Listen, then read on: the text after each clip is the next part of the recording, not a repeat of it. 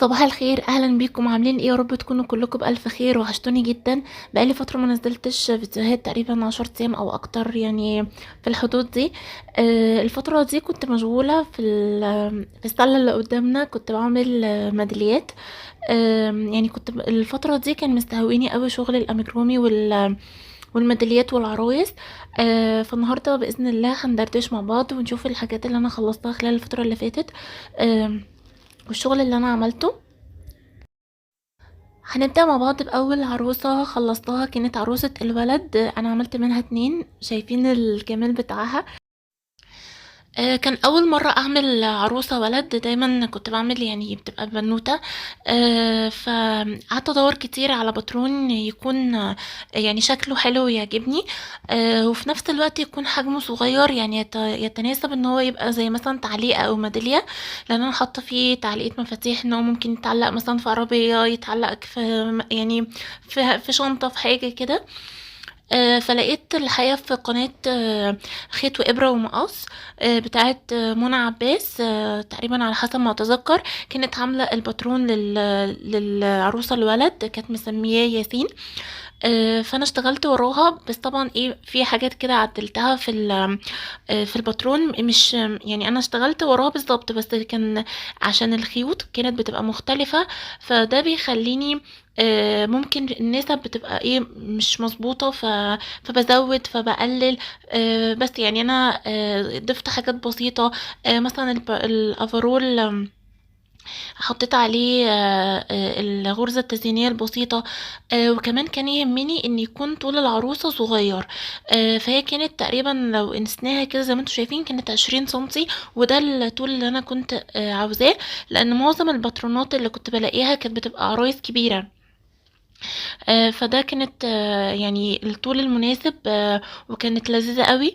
وبصراحة الباترون حلو قوي. مثلا برضو في الشعر، انا قللت حاجات، يعني كان ممكن ان احنا مثلا مش بنفوت غرزة. انا حسيت لما انا استخدمت الخيوط اللي انا عملتها في العروسة ان هتبقى الشعر مش بالحلاوة دي، او هيبقى زحمة في بعض. فدي حاجات بسيطة يعني. وانا استخدمت خيوط كوتون، مش كوتون جولد، كان بواقي كوتون جولد مع قطن ايطالي. تعالوا بقى ننتقل لمجموعة الميداليات الفوانيس، طبعا بمناسبة شهر رمضان المبارك، يا رب يبلغنا رمضان يا رب واحنا في احسن حال. فعملت الفوانيس دي، كل سنة وانتم طيبين. عملت كمان شخصية كلبس، اللي هو فنانيس. برضو كان الباترون بتاعه لقيته في قناة على اليوتيوب. بس برضو بلاحظ، ودي معلومة برضو خدوها، مفيدة جدا. لما تيجي تطبقوا باترون وانتم مش ماشيين على نفس الخيط المقترح في الباترون، هتلاقوا فيه اختلافات. ف... فانت حاولي نساقي الخيط اللي معاكي مع الباترون اللي انت بتشتغلي معاه. هي كانت هنا مثلا انا اشتغلته بخيط قطن ايطالي، بس كان رفيع. في الفيديو كان بكوتون جولد، لا مش بكوتون جولد، كان بديفا بلس. طبعا الحجم كان غير يعني. فشفت التفاصيل بتاعته. وكمان عملت الفانوس ده، برضو موجود الباترون بتاعه، كان سهل قوي ولذيذ. و... وده انسب باترون على فكرة، لو انتوا يعني حابين انكم تعملوا توزيعات او ميداليات عشان شهر رمضان باذن الله. ده انسب باترون انا جربته للميدالية، كحجم وكشكل. معظم الباترونات التانية اللي موجودة بتبقى كبيرة قوي. هوريكم، جربت باترونين دلوقتي بس لقيتهم كبار قوي. فانا عملت الخمس فوانيس دول، وان شاء الله بفكر اعمل تاني الوان تانية. واللذيذ اللي فيه كمان ان انت هتجمعي بواقي خيوط، لان ما بيحتاجش خالص خيوط كتيرة. ممكن ببواقي الخيوط اللي عندك تنسقيها يعني، وتعملي فوانيس وتفرحي الولاد وكده. آم، ف فيعني كان احسن حاجة الباترون ده. فكان برضو في منتشر الباترون ده على الانترنت، فجربته، بس هو حجمه كبير على الميدالية يعني، تقريبا 10 سنتي او في الحدود دي. بس يعني حبيته يعني، بس يعني ما حسيت ان هو كبير قوي. فدي كانت تفاصيله. برضو هتلاقوا يعني انتوا اكتبوا بس في السيرش فانوس ميدالية، هيطلع لكم باترونات كتيرة. وكمان جربت الباترون ده، كان برضو كان موجود في قناة، ولقيته ان هي عملية كانت بخيط مكرمية وكان او بخيط سلسلة، فكان كبير. بس انا جربته بخيوط قطن. هو حلو، بس كنت حاسة ان هو محتاج، لان انا كنت بشغالة بخيوط يعني متبقية عندي، مش بخيوط جايباها مخصوص. كان محتاج ان انا اظبط اكتر سمك الخيط مع بعضه. من الحاجات الدواير دي حسيت ان هي لما بتبقى السمك الخيط مش واحد ما بتبقاش احلى حاجة يعني. بس كنتيجة عامة حبيته يعني، وانتوا برضو قولوا لي ايه رأيكم في التعليقات. فدي الحاجات اللي انا جهزتها بس لرمضان الفترة دي، وان شاء الله ناوية في افكار تانية في دماغي بإذن الله هشاركها معاكم. فدي الحاجات البسيطة، فجربوها لذيذة وما بتاخدش وقت. ممكن تعملوا الفوانيس وتعملوا قلبس برضو لذيذ قوي. كمان من الميداليات الحلوة اللي حبيت ان انا اجربها هو باترون الدبدوب الصغنن ده. كان طالع ترند قوي الفترة اللي فاتت. هو سهل قوي بس هو كمان صغير جدا يعني، كتكوت خالص. مفيش يعني، هو تقريبا لا يتعدى ال5 سنتي تقريبا طوله. بصوا التفاصيل بتاعته. هو جميل، بس كانت مشكلته ان هو الخيط كنت عاملاه بخيط رفيع، فكان يعني ايه دقيق قوي في الشغل بتاعه. بس نتيجته حبيتها يعني، ان شاء الله هحاول انا اكرره. وكمان عملت القلبين دول. عملت الاحمر والفوشيا. الفوشيا ده كان بخيط قطن ايطالي، والاحمر كان بخيط صوف. بس الجميل في الباترون بتاع القلب ده، اللي انا يعني انا كنت بدور على باترونات كتير، بس كنت بلاقي ان هو لازم القلب نشتغل كل جزء منفصل وبعد كده نجمعه مع بعض. الباترون ده اللذيذ اللي فيه ان هو الجزء يعني القلب بتشتغليه قطعة واحدة، ما بتشتغليش قطع وتربطيها ببعض، فكان لذيذ قوي. فحبيت الطريقة دي والباترون ده. وعلى فكرة ممكن تكبروه عن كده، او ممكن يعني انا هنا عاملة الخيط على دبل علشان يبقى كبير. بصوا بقى كمان اللذاذة بتاعت دول جمال قوي. عملت كب كيك. اول كب كيك ده كان يعني كان ارتجالي من دماغي، مش ما مشيتش على باترون معين، عادي عملت دايرة وبعد كده عملت تزايدات وارتفعت بأدوار ثابتة، وعملت الكارز اللي فوق دي وزينتها بباقي الخيوط بالشكل ده. يعني كان ايه بدون باترون يعني. وبرضه ما بتاخدش خيوط خالص. معظم المشاريع اللي ان شاء الله النهارده في فيديو المذكرات كلها معظمها من بواقي خيوط. وعملت الشكل التاني من الكب كيك برضه. كانت بتبقى دايره وتزايد، بس هنا كان باترون يعني، كنت مشيت على باترون معين، مش ارتجالي. كان في تزايدات مختلفة علشان يطلع لك بالشكل ده. فحبيتهم الاتنين، ده شكله وده شكله، والاتنين شكلهم حلو. قولولي برضو ايه رأيكم.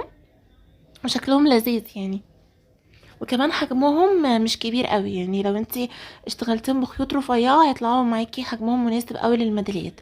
كمان كب كيك عملنا دونات برضو يعني، هناكل كب كيك بس لازم دونات كمان. فشكلهم حلو قوي برضو الدونات. والباترون ده برضو اسهل باترون واحب باترون ليا بالنسبة للدونات. برضو بتشتغليه قطعة واحدة، بس في يعني بتخيطي بس في النص، فكان لذيذ قوي. و واللي هي الحاجات اللي من فوق دي كانت تطريز. بص انا عاوزه اقول لكم ان الباترون واحد، بس اللي عطوني حجمين مختلفين علشان اختلاف سمك الخيط. يعني انا هنا استخدمت كانت خيوط كانت ارفع من ده، ونفس العدد ونفس كل حاجه، بس شايفين بقى اختلاف الحجم. فده لو انتي حابه انك تكبري حاجه استخدمي خيط اسمك، فبيديكي حجم مختلف خالص. كمان عملت الاتنين المهرج دول، انا شاركت معاكم الباترون بتاعهم في القناه. شرحنا الطريقة بتاعتهم بكل التفاصيل، شكله لذيذ ومبهج كده. قررته وعملته قبل كده. وعلى فكرة مجموعة الميداليات دي ده او السلة دي تقريبا السلة التانية اللي عملتها الفترة دي. في حاجات كنت شاركتها معاكم في الاول، زودت عليها وصورتها بس يعني ما نزلتهاش. بس لما عملت حاجات جديدة قلت حسيت ان هي هتبقى مكررة لان هي ما كانتش عندي، فقلت خلاص انا اصور لكم الحاجات اللي موجودة، والحاجات القديمة خلاص مع اني كنت مصورة ليها مقطع يعني. فده يعتبر رابع مهرج عملته يعني. أنا عملت قبل كده 2 او 3، وده الرابع او الخامس. يعني الحمد لله عجب الناس قوي. وهو بس حجمه كبير، لو انت عاوزة تصغريه استخدمي خيوط ارفع. بصوا بقى الكتكوتة دي لذيذة قوي العروسة دي. كمان قعدت ادور على حاجات تبقى يعني بسيطة، ما تبقاش كبيرة وسهلة. لقيت الباترون ده، غيرت برضو فيه شوية حاجات كده. هما بيعملوا ان الايدين بتاعتها بتبقى سلسلة بس رفيعة، لا انا اشتغلت حشوات بس بسيطة على 3 او على 5 تقريبا او 4. وعجبني قوي الشعر بتاعها، طريقته مختلفة عن الشعر العادي، وشكلها حلو ولذيذة وما بتاخدش وقت كتير. هي ممكن بس الوقت كله بياخده في التجميع والخياطة الأجزاء ببعض، لكن الشغل نفسه ما بياخدش وقت خالص. بصوا بقى كمان قررت العروسة الرفنوعة بتاعتنا دي، عملت كمان منها 2. عملت دي ودي انا ساعات بشتغل بنفس الالوان اللي موجوده في الباترون، وساعات بشتغل بالوان مختلفه. وكمان بالمناسبة كنت سألتوني قبل كده على الباترون العروسة دي، فده الموقع اللي انا اشتغلت منه الباترون، اسمها دي دول باترين. ودي ده اسم الموقع فوق، ودي كل التفاصيل بتاعته. بصوا بيبقى بيقولك الاول الماتيريالز بتاعتك وبعد كده بقى بالتفصيل الروس. الباترون طبعا مكتوب وكل التفاصيل. لو انت حابة انك تشتغلي الباترون نفسه، فادخلي على الموقع وهتلاقي العروسة. بصوا التفاصيل كل حاجة، الهركاب وكل حاجة وازاي تجمعي الاجزاء مع بعض وشكلها. بصوا انا عملت نفس الالوان تقريبا، وبعد كده غيرت الالوان. فانا حبيت اعرض لكم الموقع اللي انا عملت منه العروسة. وهي على فكرة سهلة قوي، بس هي مشكلة العروسة دي ان هي بتبقى الاجزاء بتاعتها رفيعة، فبيبقى الشغل دقيق شوية. لكن هي لذيذة ورجلها طويلة كده وعسولة خالص. فلو تحبوا قولولي ممكن ان انا اعملها فيديو يعني، بس انا برضو قلت اقول لكم الموقع بتاعها عشان لو حابين انكم تشتغلوا فيها. وقبل كده صورت لكم سكرين شوت في المنتدى للباترون نفسه، علشان لو تحبوا انكم برضو تشتغلوها. ده بالنسبة للعروسة. برضو حطيت لها تعليقة مفاتيح، ممكن تتعلق في عربية، تتعلق في شنطة، في يعني في في اي حاجة، فهي لذيذة برضو. ايه رأيكم فيها؟ دي تقريبا عملت دي التالتة او الرابعة يعني. عملت قبل كده واحدة او 2، والحمد لله برضو عجبت الناس قوي. وكررتها تاني. بس وممكن تستخدموا بقى خيوط اي حاجة يعني، مش بتلتزموا بانواع معينة. بصوا بقى السليبر ده او الشبشب الصغنن ده، برضو سهل قوي وبسيط، ما بياخدش خيوط خالص. انت بتشتغلي قطعتين وبتشبكيهم مع بعض في الجنب، وبتعملي اللي هي الجزء اللي فوق ده اللي هو كأن الصباع.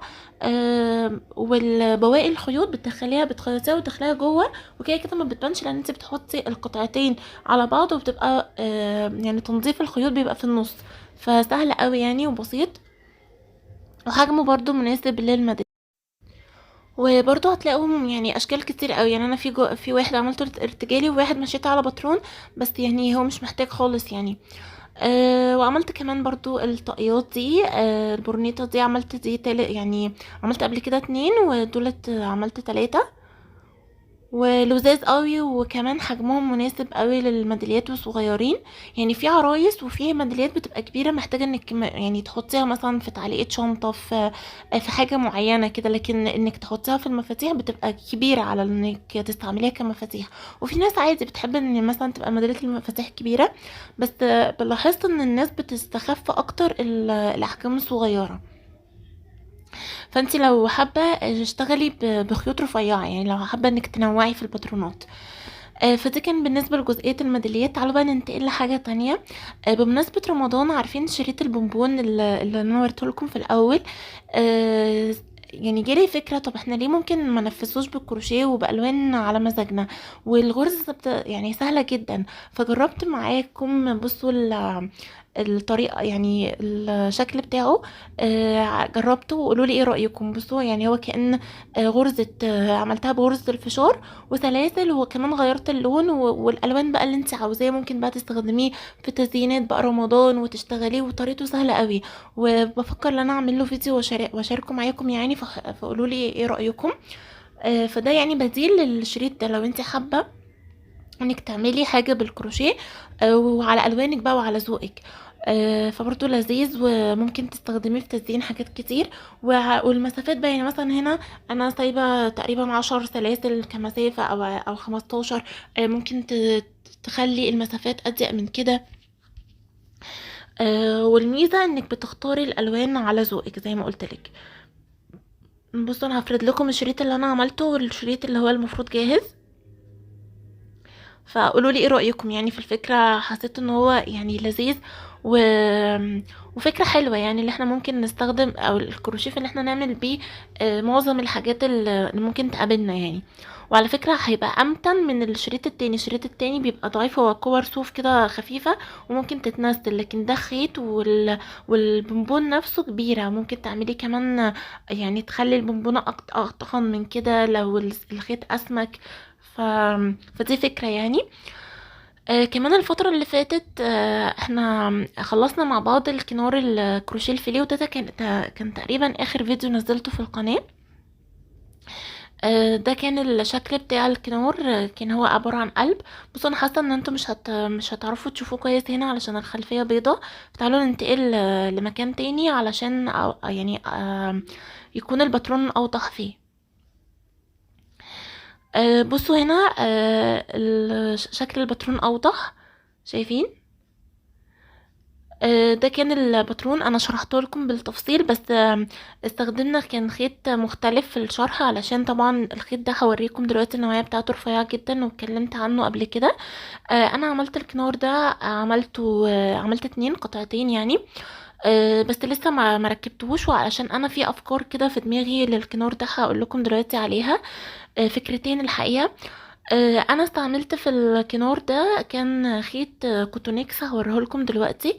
الكوتونيكس يعني هو بصراحة تحفة في الكنار ده، بس كان يعني دقيق قوي في الشغل بتاعه، لان انا كنت بستخدم ابرة نص او 75%، يعني اقل من 1. طبعا انتوا شايفين سمك الخيط عامل ازاي. انا قلت لكم كل التفاصيل تقريبا في الفيديو الشرح بتاعه، بس يعني حبيت ان انا اوريكم الخيط لو حد كان لسه ما شافش الكنار.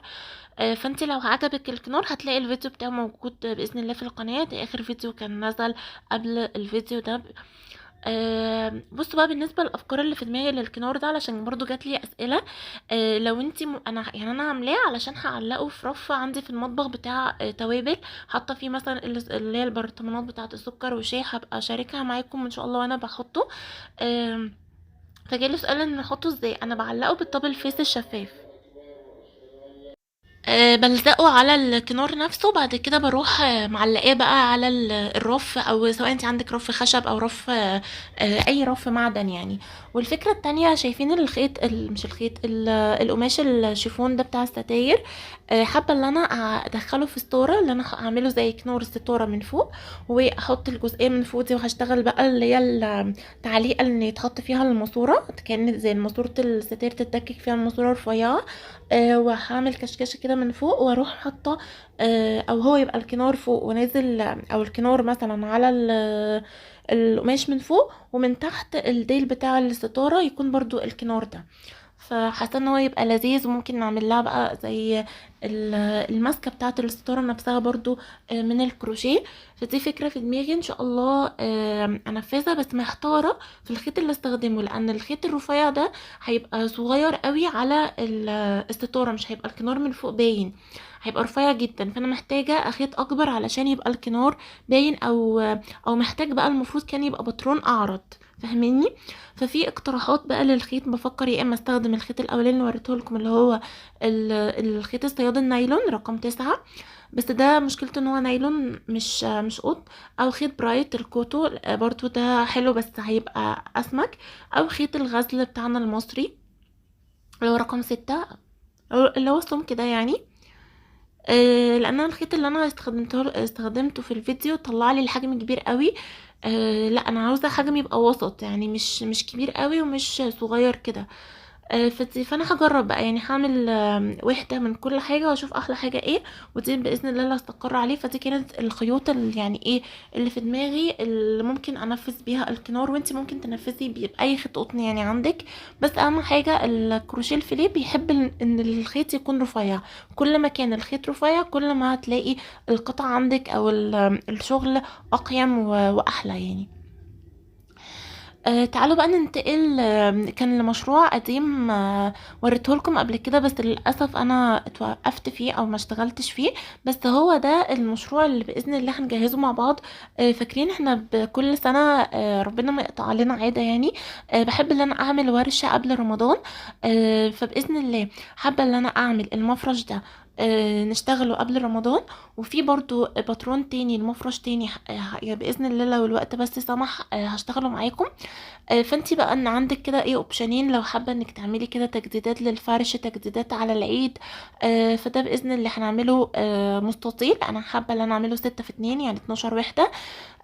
فانا خلصت منه تقريبا 5، عملت 4 وشبكتهم، عملت وحدة كاملة وشغالة في الوحدة الستة.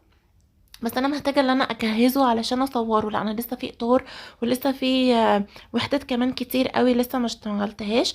لان انا لما قبل التصوير بحب اجهز الشغل علشان يبقى الفيديوهات تنزل اسرع ورا بعضها.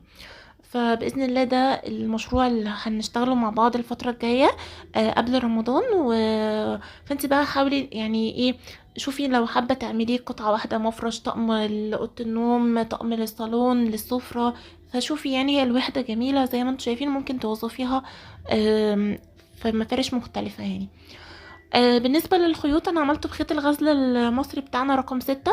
انتي ممكن بقى تشتغليه باي خيط قطن زي الخيوط اللي انا كانت عرضتها لكم في الكنار. وبس ده كان فيديو النهاردة، يا رب تكونوا استمتعتوا معايا وقضينا وقت حلو مع بعض واتبسطتوا بالحاجات اللي انا عملتها وتقولوا لي رأيكم فيها. انا بتشجع جدا لما بتحفزوني وبتقولوا لي ان كلام حلو زيكم. فبس يا رب يكون الفيديو عجبكم، وان شاء الله اشوفكم على خير في اقرب وقت، ومع السلامة.